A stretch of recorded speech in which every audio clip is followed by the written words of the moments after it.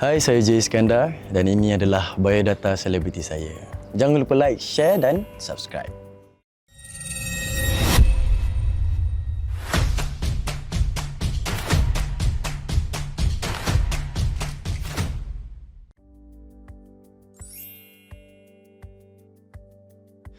Okay, nama sebenar Jay adalah Aris Iskandar bin Idris dan nama pentas adalah Jay Iskandar.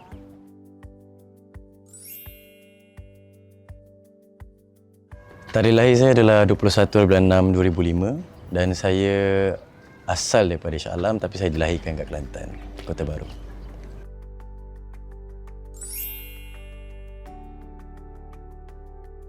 Saya merupakan anak ketiga tetapi saya adalah anak pertama untuk lelaki. So saya ada 2 kakak dan juga 2 adik lelaki lah.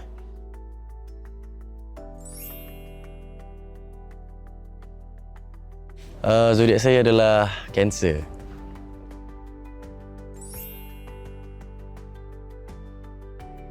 Tinggi saya adalah 184 cm.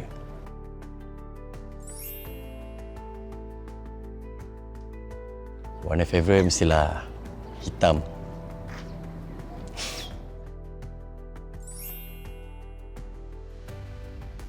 Makanan kesukaan? Dia suka makan nasi goreng buttermilk chicken.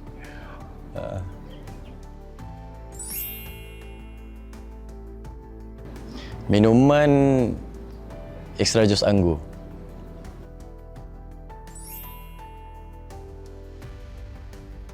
Hobi saya adalah pergi gym, berenang dan yang paling common adalah main catur lah.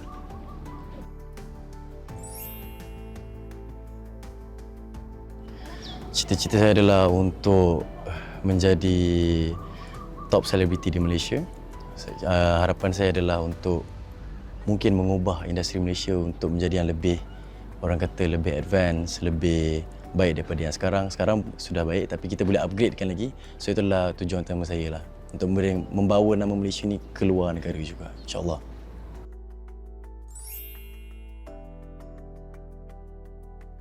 Fobia?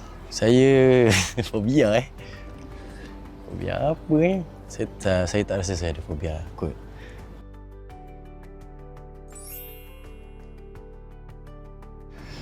Saya sebenarnya boleh nyanyi tau.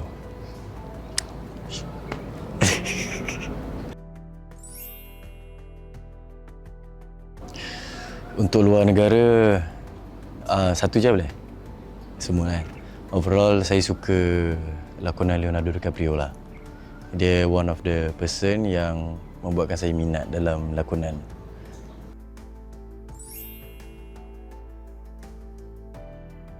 Okay, kepada fans-fans Jay di luar sana, teruskan support Jay dan stay tune dengan next project Jay and whatever happens in the next, just doakan kebaikan, okay?